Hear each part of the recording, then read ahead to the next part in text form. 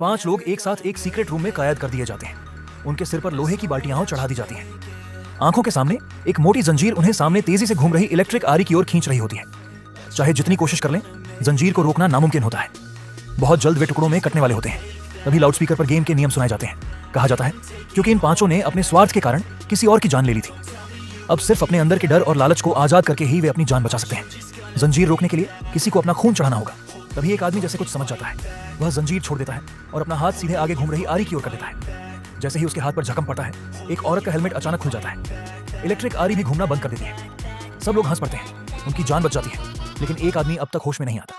औरत उसे आवाज देने की कोशिश करती है, लेकिन बहुत देर हो चुकी होती है। दरवाजा खुलता है और सभी को जबरदस्ती अगले कमरे में खींच लिया जाता है। अब वह आदमी होश में आता है, लेकिन सच जाने बिना उसे सीधे आरी की तरफ खींच लिया जाता है। बाकी लोग अब भी जंजीरों से बंधे होते हैं और जंजीर का दूसरा सिरा ऊपर छत से जुड़ा होता है। साफ है, अगर जंजीर नहीं रोकी गई तो सबका गला घुट जाएगा। We will begin with 1। पता चलता है कि यह राउंड सामने खड़ी छोटे बालों वाली लड़की के लिए है।